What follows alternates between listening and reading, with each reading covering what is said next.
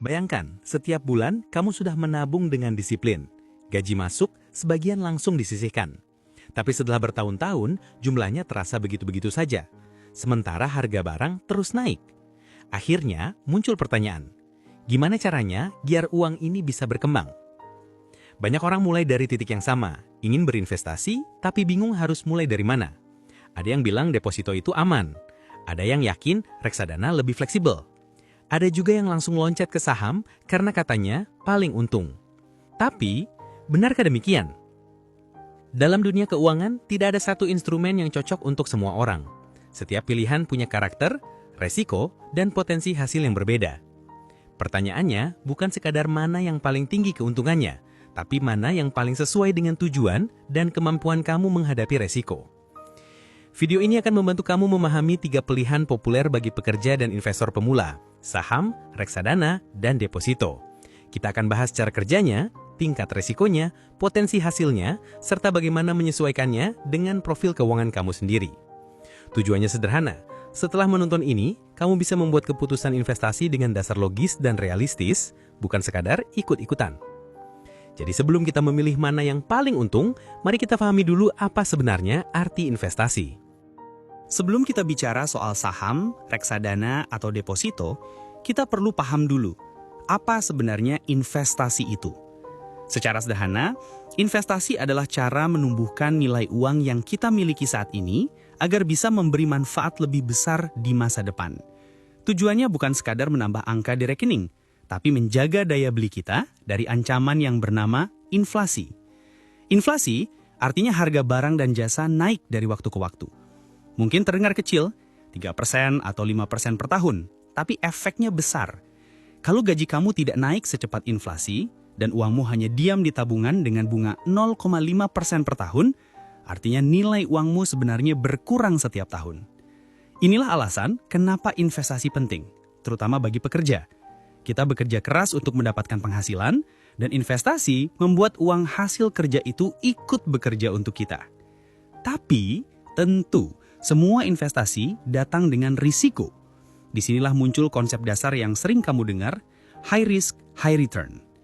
Artinya, semakin besar potensi keuntungan suatu instrumen, semakin besar pula kemungkinan nilainya naik turun dalam jangka pendek. Karena itu, sebelum memilih jenis investasi, penting mengenali 3 hal dasar. 1. Tujuan finansialmu. Untuk apa uang itu digunakan nanti? Dana darurat, pendidikan anak, atau pensiun? 2. Jangka waktu investasi. Semakin panjang waktunya, semakin besar ruang untuk memilih instrumen dengan fluktuasi tinggi, seperti saham. 3. Tingkat toleransi risiko. Seberapa siap kamu melihat nilai investasi turun sementara tanpa panik? Investasi yang baik bukan tentang mengejar imbal hasil tertinggi, tapi tentang menemukan keseimbangan antara kenyamanan dan pertumbuhan. Sekarang, setelah memahami prinsip dasarnya, kita bisa mulai membedah satu persatu instrumennya. Dimulai dari yang paling aman dan paling familiar bagi banyak orang, deposito. Kita mulai dari instrumen yang paling dikenal dan paling sering dianggap aman, deposito.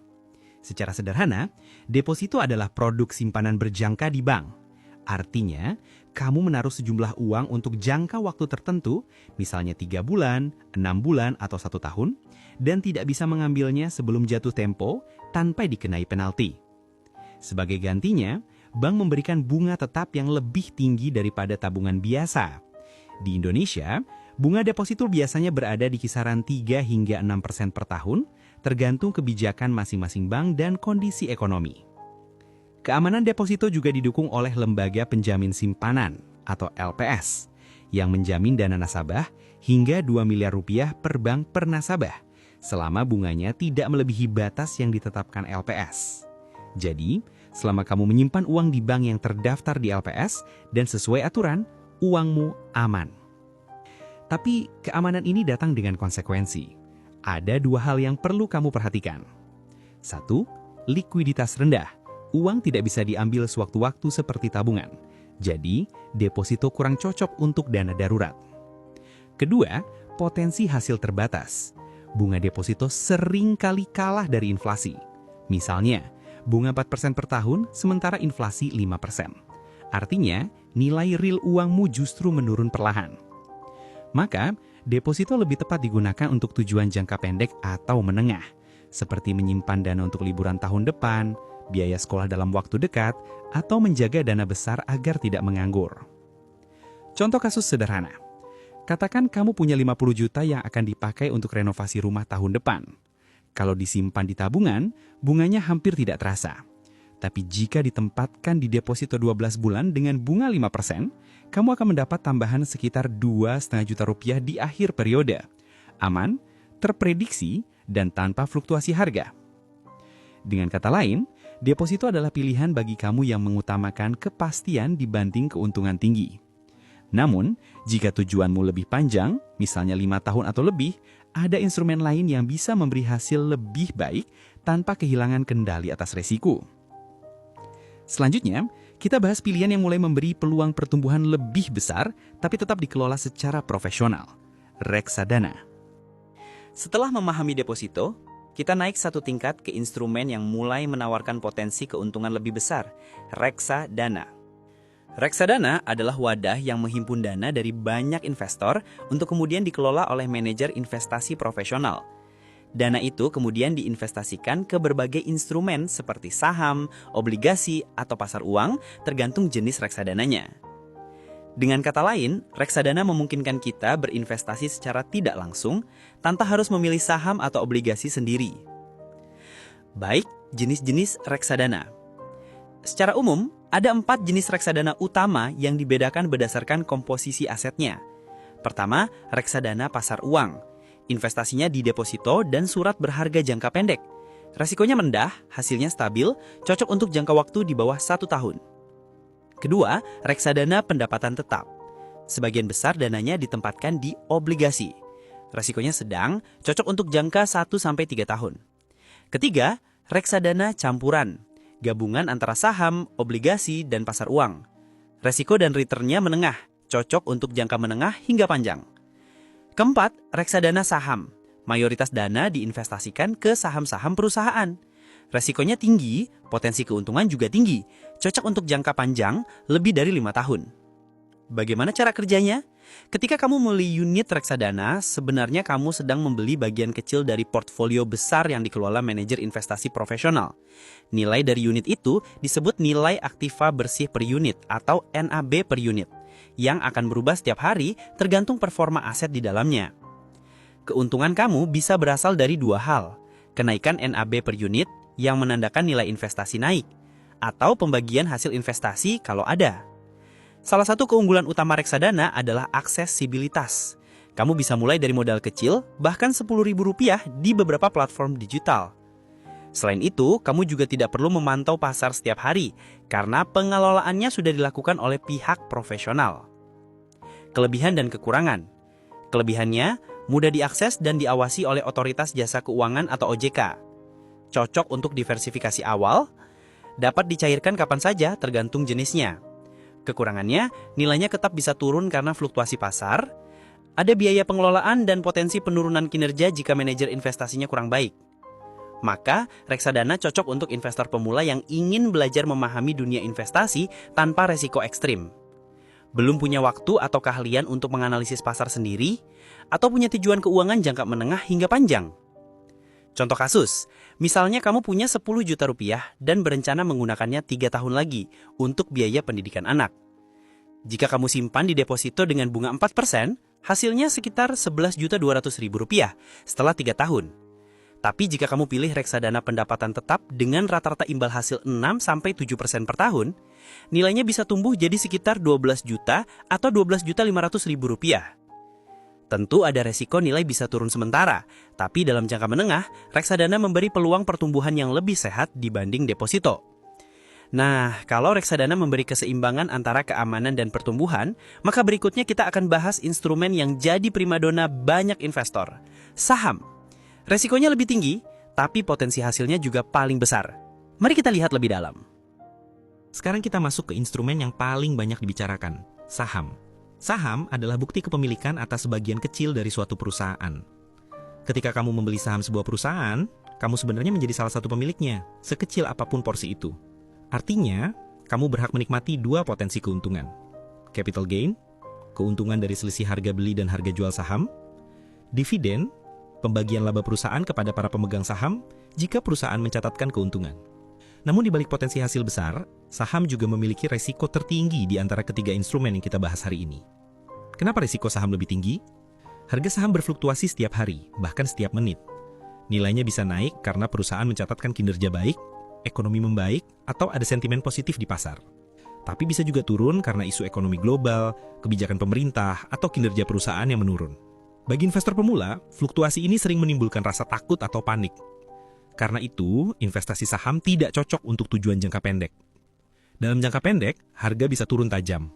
Tapi dalam jangka panjang, 5, 10, bahkan 20 tahun, pasar saham cenderung memberikan pertumbuhan yang paling tinggi dibandingkan instrumen lain. Bagaimana dengan kelebihan dan kekurangannya? Kelebihan saham adalah potensi imbal hasil tertinggi.